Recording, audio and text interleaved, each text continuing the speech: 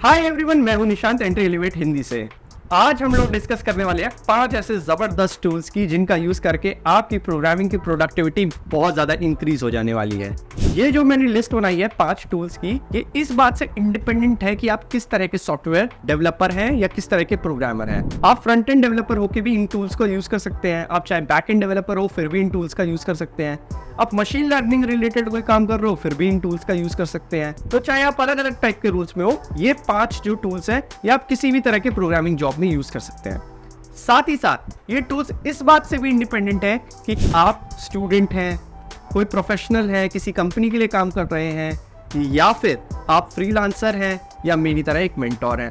तो आप किसी भी तरह के रोल में हो, आप इन टूल्स को यूज कर सकते हैं। साथ ही साथ किसी भी तरह की टीम्स में, चाहे आप इंडिविजुअली कोई प्रोजेक्ट कर रहे हैं या कुछ 4-5 लोगों की छोटी सी टीम है उसमें प्रोजेक्ट कर रहे हैं, या एक बड़ी टीम में प्रोजेक्ट कर रहे हैं, किसी भी टाइप की टीम में भी ये 5 टूल्स जो है वो आप यूज कर सकते हैं।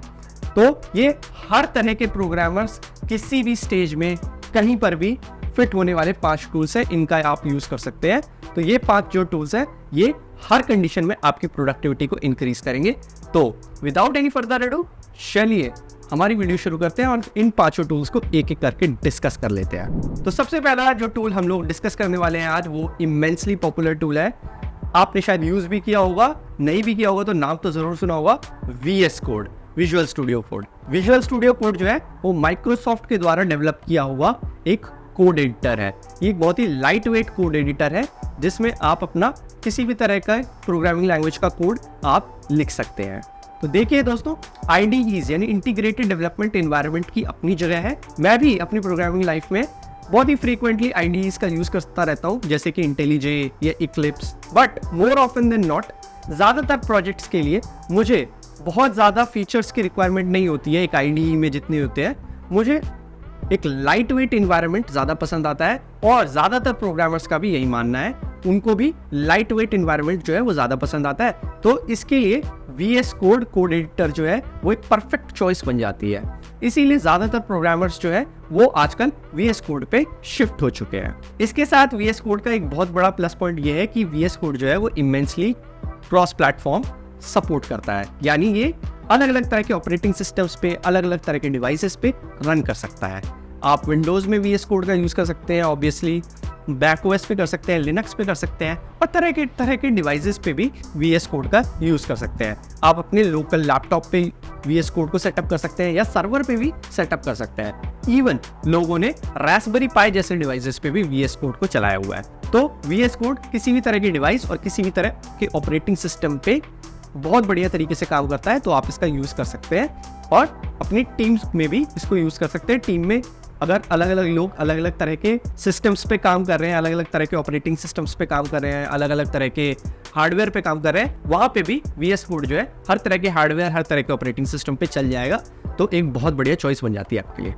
दूसरा बहुत बड़ा पॉइंट VS कोड का यूज़ करने का ये है कि ये एक जो है एक्सटेंशन बेस्ड आर्किटेक्चर पे काम करता है। तो आप जिस भी तरह का फीचर सोच सकें, जो भी आपको अपने कोड एडिटर के में चाहिए, वो या तो ऑलरेडी एग्जिस्ट कर रहा होगा और सिर्फ आपको वो इंस्टॉल करने की देर है और आपके VS कोड के अंदर वो फीचर आ जाएगा, या फिर आप खुद से भी वो फीचर जो है वो बना सकते हैं, एज एन एक्सटेंशन उसको बना सकते हैं और मार्केट प्लेस में पब्लिश भी कर सकते हैं, ताकि आपके जैसे दूसरे प्रोग्रामर्स के लिए वो पर्टिकुलर फीचर को अपने VS कोड के अंदर यूज़ करना बहुत ईजी हो जाए। सिर्फ एक बटन को क्लिक करना है और वो इंस्टॉल हो जाएगा। तो इसलिए VS कोड जो है एक एक्सटेंशन बेस्ड आर्किटेक्चर को यूज़ करने के कारण भी बहुत ज़्यादा पॉपुलर हो चुका है। तो इसके लिए भी आप इसको यूज़ कर सकते हैं। अगला रीजन ये है कि VS कोड के अंदर आपको इंटीग्रेटेड टर्मिनल मिल जाता है। तो आप उसके अंदर ही अपने कमांड टाइप कर सकते हैं और वहीं से अपने कमांड्स को रन कर सकते हैं। तो ये भी बहुत ही ऑसम फीचर है। आपको अलग से कमांड लाइन खोलने की ज़रूरत नहीं है, आप उसके अंदर ही आपको इंटीग्रेटेड टर्मिनल मिल जाएगा, वहीं पर आप यूज़ कर सकते हैं। VS कोड के अंदर बिल्ट इन गिट इंटीग्रेशन भी मिल जाता है आपको, तो आपके लिए वर्जन कंट्रोल भी करना बहुत ईजी हो जाता है। ठीक है, आप जितने भी फाइल में चेंजेस होंगे बहुत आसानी से ट्रैक कर पाते हैं। बहुत बढ़िया फीचर है VS कोड के अंदर। इसके साथ साथ VS कोड में डीबग करना भी कोड को बहुत ईजी हो जाता है। डीबगिंग के लिए बहुत सारे फीचर्स अवेलेबल है VS कोड में, और डीबगिंग करना भी VS कोड में बहुत ईजी हो जाता है, आप उसको यूज़ कर सकते हैं। साथ ही साथ मॉडर्न प्रोग्रामिंग में और सॉफ्टवेयर डेवलपमेंट में कोलैबोरेशन जो है वो बहुत ज़्यादा इंपॉर्टेंट हो जाती है। VS कोड के अंदर आप लाइव कोड को शेयर भी कर सकते हैं और अलग अलग लोग एक साथ ही कोड पे काम कर सकते हैं। पेयर प्रोग्रामिंग के लिए भी VS कोड जो है बहुत बढ़िया ऑप्शन है, तो इसके लिए भी आप VS कोड को देख सकते हैं। तो एक इमेंसली पॉपुलर टूल है VS कोड और बहुत ज़्यादा फीचर्स भी प्रोवाइड करता है, तो इसको आप ज़रूर यूज़ करिए, इससे आपकी प्रोडक्टिविटी बहुत ज़्यादा इंक्रीज हो जाएगी। अब बात कर लेते हैं दूसरे ऐसे टूल की जो आपकी प्रोडक्टिविटी को बहुत ज़्यादा इंक्रीज करेगा। तो लास्ट हमने डिस्कस किया था VS कोड, जो कि माइक्रोसॉफ्ट ने उसको डेवलप किया था और माइक्रोसॉफ्ट उसे ओन करता है। नेक्स्ट जो टूल हम डिस्कस करने वाले हैं वो भी माइक्रोसॉफ्ट ही ओन करता है। अभी हम लोग डिस्कस करने वाले हैं गिट और गिटहब के बारे में। तो गिट जो है वो एक वर्जन कंट्रोल सिस्टम है, जिसकी मदद से आप अपने कोड के प्रीवियस वर्जन्स को भी ट्रैक कर सकते हैं और उनको स्टोर कर सकते हैं। तो गिट में कमिट्स में आपके कोड के डिफरेंट वर्जन्स जो है वो स्टोर होते हैं और आप कमिट का आईडी यूज करके आप अपने कोड के किसी प्रीवियस पॉइंट ऑफ टाइम के कोड पे जा सकते हैं और उसको फिर वहाँ पे यूज कर सकते हैं। साथ ही साथ अगर अलग अलग लोग एक ही टीम में काम कर रहे हैं तो इसमें भी आपकी प्रोडक्टिविटी काफ़ी इंक्रीज हो जाएगी यूजिंग गिट, क्योंकि अलग अलग लोग मान लीजिए अलग अलग फीचर पे काम कर रहे हैं, तो वो कोई एक हम मेन ब्रांच ले लेंगे और उससे अलग अलग जो लोग हैं, अलग अलग डेवलपर्स जो है वो फीचर ब्रांच उससे क्रिएट कर सकते हैं और फिर उस पर काम कर सकते हैं। और जब वो फीचर ब्रांच का जो काम है वो कंप्लीट हो जाए तो फिर हम उसको मर्ज कर सकते हैं। तो मर्ज करने से पहले गिट और गिटहब में आपको CI/CD टूल्स भी अवेलेबल है और इसका यूज करके आप क्या कर सकते हैं, आप एक क्वालिटी अश्योरेंस की एक पाइपलाइन क्रिएट कर सकते हैं, जिसमें आपके कोड में जो टेस्टिंग आपका फ्रेमवर्क जो भी है वो ऑटोमेटिकली आपके कोड को टेस्ट कर ले और उसके बाद ही उसको मेन में मर्ज करे। तो इससे आपका जो क्वालिटी अश्योरेंस वाला काम है वो भी काफ़ी इजीली हो जाता है यूजिंग गिट एंड गिटहब। तो इससे भी आपकी प्रोडक्टिविटी इंक्रीज होती है, आपके कोड में मेन जो कोड बेस है उसमें बग्स आने के चांसेस कम रहते हैं। तो इस तरीके से गिट और गिटहब जो है वो आपकी प्रोडक्टिविटी को काफ़ी इंक्रीज कर देता है। साथ ही साथ क्योंकि आपको मेन कोड बेस को हाथ लगाने की जरूरत नहीं है, इसलिए आप कोई एक्सपेरिमेंट भी अपने कोड बेस के साथ करना चाहते हैं, कोई एक्सपेरिमेंटल फीचर डालना चाहते हैं, वो भी बहुत ईजिली कर सकते हैं। आप एक नई ब्रांच क्रिएट करिए, उसमें अपना एक्सपेरिमेंटल फीचर जो है वो डालिए, अगर एक्सपेरिमेंट कामयाब होता है तो उसको मर्ज कर दीजिए वापस, नहीं तो नो हार्म डन, आप उस ब्रांच को वैसे ही छोड़ दीजिए या डिलीट कर दीजिए। तो ये जो फ्रीडम मिलती है हमें गिट या कोई भी वर्जन कंट्रोल सिस्टम का यूज़ करते हुए, ये जो है बहुत ज़्यादा हमारे लिए फ़ायदेमंद साबित होती है और इससे भी हमारी प्रोडक्टिविटी इंक्रीज होती है। अब बात कर लेते हैं तीसरे ऐसे टूल की जो आपकी प्रोग्रामिंग प्रोडक्टिविटी को बहुत ज़्यादा इंक्रीज कर सकता है, वो है जीरा। तो जीरा पे आप सॉफ्टवेयर डेवलपमेंट रिलेटेड अलग अलग टाइप के टिकट्स क्रिएट कर सकते हैं। आप प्रोजेक्ट प्लानिंग की टिकट क्रिएट कर सकते हैं, कोई बग है तो बग ट्रैकिंग की टिकट जो है क्रिएट कर सकते हैं, यहाँ तक कि आप आइडिएशन फेज के लिए भी टिकट्स क्रिएट कर सकते हैं। तो इससे जो आपका प्रोजेक्ट का टास्क हैं, डिफरेंट टास्क हैं जो कि अलग अलग फेजेस में अकर करते हैं, उनको ट्रैक करना पूरी टीम के लिए बहुत ज़्यादा आसान हो जाता है। साथ ही साथ जीरा में एजाइल मेथोडोलॉजीज जैसे कि स्क्रम या कैनमैन, इनके लिए बहुत ही बढ़िया सपोर्ट जो है वो अवेलेबल है। जिन लोगों को नहीं पता है, एजाइल डेवलपमेंट में फीडबैक और आइट्रेशंस में जो है हम लोग अपना कोड जो है वो करते हैं, अपना प्रोजेक्ट को डेवलप करते हैं। तो इसके लिए जीरा जो है वो एक बहुत ऑसम टूल है। ये इस मेथोडोलॉजी में बहुत ही नीटली फिट हो जाता है और इससे जो हमारी एजाइल मेथोडोलॉजी है वो अचीव करने में पूरी टीम को बहुत ज़्यादा मदद मिलती है। आप जीरा में वर्क फ्लोज भी क्रिएट कर सकते हैं, जिससे टीम जो है वो बहुत ही फोकस्ड रहे और उनको पता हो कि कोई एक वर्क फ्लो वो किस तरीके से चलने वाला है। साथ ही साथ CI/CD के भी बहुत सारे टूल्स जो है वो इंटीग्रेट हो जाते हैं जीरा के साथ। इशू ट्रैक करना भी जीरा के साथ बहुत ही ईजी हो जाता है। कोई भी इशू आप क्रिएट कर सकते हैं, उसकी टिकट बना सकते हैं और फिर उसको असाइन कर सकते हैं किसी भी डेवलपर को जो आपकी टीम में हो।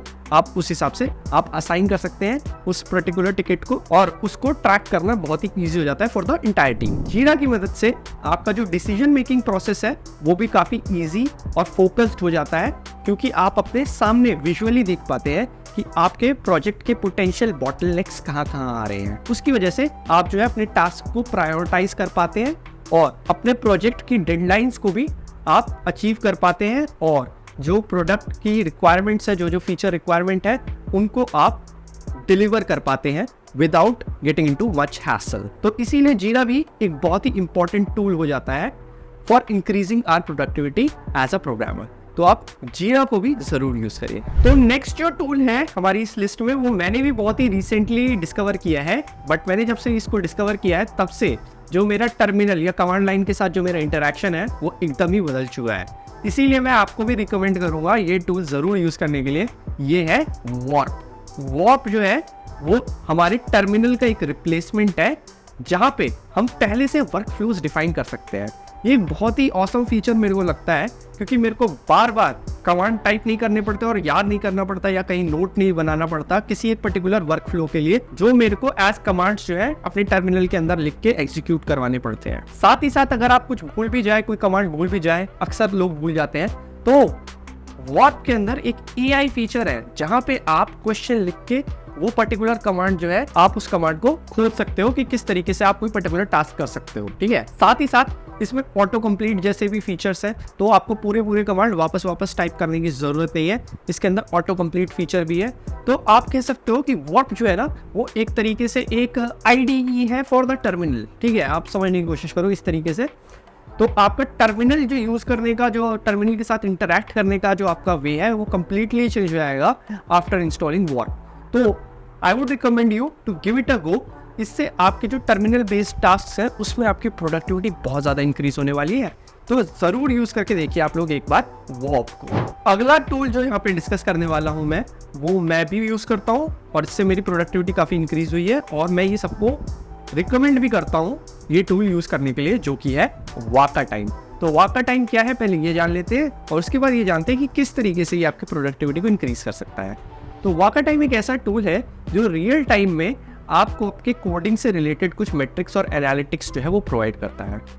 जैसे कि वाका टाइम आपको ये बता सकता है कि आपने किसी एक पर्टिकुलर फाइल पे या किसी एक पर्टिकुलर प्रोजेक्ट पे कितना टाइम स्पेंड किया। तो इससे फायदा कैसे मिल सकता है हमको, आइए जानते हैं। तो सपोज आप एक प्रोजेक्ट लीड है और आपके नीचे जो है वो कुछ डेवलपर्स हैं, वो कुछ काम कर रहे हैं। अब आप अपने डेवलपर्स को कह सकते हैं कि वो वाका टाइम का यूज़ करना शुरू करें, और इससे आपको ये पता चल जाएगा कि आपके प्रोजेक्ट में सबसे ज़्यादा टाइम कहाँ लग रहा है। इससे आपको ये पता चल जाएगा कि आपके प्रोजेक्ट में बॉटलनेक कहाँ पर आ रहा है। बॉटलनेक को अगर आपने आइडेंटिफाई कर लिया तो उसके बाद आप डिसीजन ले सकते हैं किस तरीके से आप उस बॉटलनेक को रिमूव कर सकते हैं। तो डेटा ड्रिवन आप डिसीजन मेकिंग कर सकते हैं यूजिंग वाका टाइम, क्योंकि आपके पास आपके कोड से रिलेटेड कुछ एनालिटिक्स जो है वो मौजूद है टाइम से रिलेटेड।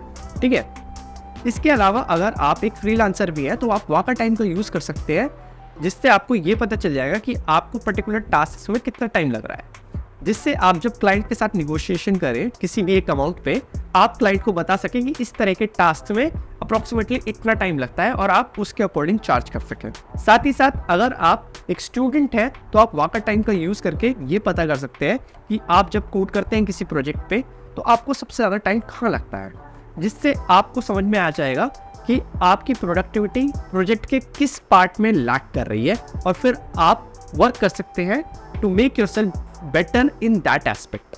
तो इसीलिए वाका टाइम जो है वो इस टाइम से रिलेटेड एनालिटिक्स का यूज़ करके आपको एक बहुत ही क्लियर पिक्चर दे देगा, जिससे आप बॉटलनेक्स को आइडेंटिफाई कर पाएंगे और फिर उसके बाद रिजॉल्व भी कर पाएंगे।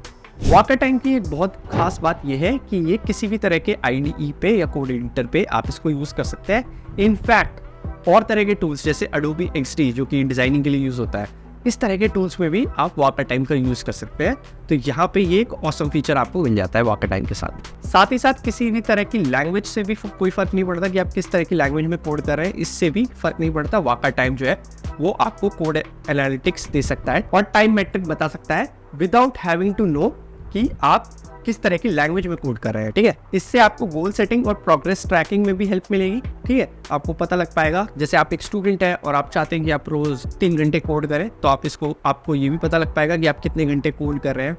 साथ ही साथ आप किसी बैच में हैं, बैच ऑफ स्टूडेंट्स के साथ आप कोडिंग सीख रहे हैं, तो आप कह सकते हैं अपनी पूरी क्लासरूम को कि सब लोग वाका टाइम इंस्टॉल कर लो और देखते हैं कि अगले 1 वीक में या अगले 1 मंथ में किसने सबसे ज़्यादा टाइम स्पेंड किया है, और ये भी आपके लिए बूस्टिंग राइट्स जो है वो अर्न कर सकते हैं आप इसमें सबसे ज़्यादा कोड करके। तो आपको इससे कॉम्पिटिटिव एज भी मिल जाएगा।